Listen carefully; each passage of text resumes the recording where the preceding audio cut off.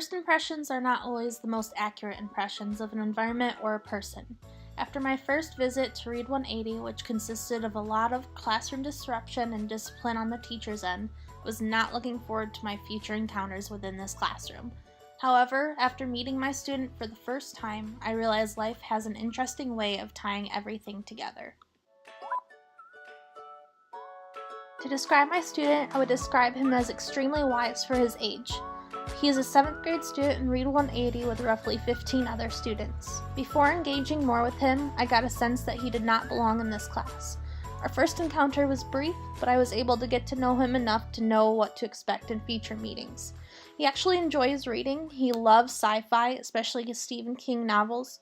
His knowledge of Stephen King was purely impressive. I believe because of my own struggles with reading when I was his age, I was able to bond with him on a more personal level and help him to grow when it comes to reading and writing.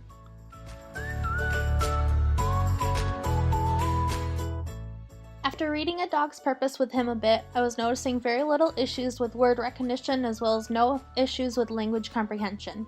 It was not until our third meeting that I was able to really test his reading comprehension.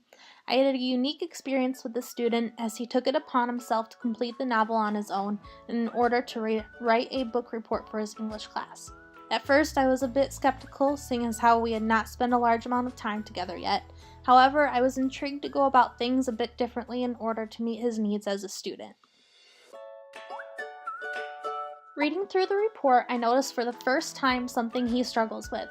I wouldn't consider this something from the modified cognitive model, but he does struggle with putting his thoughts into words.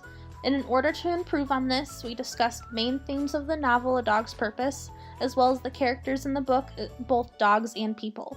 When it came to discussing the novel out loud, he had no problem stating his thoughts and reflections over what we had read.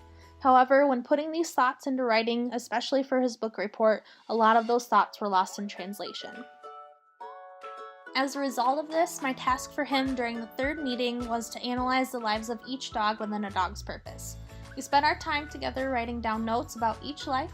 I would verbally ask him to explain to me his thoughts about each dog, and then later had him transfer those thoughts into writing.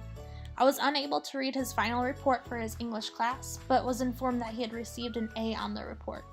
Since we had finished the novel assigned for our class, we decided to move on to another novel called Monster. My goal throughout the rest of the semester with him was ultimately to focus on character analysis as well as key themes within the story.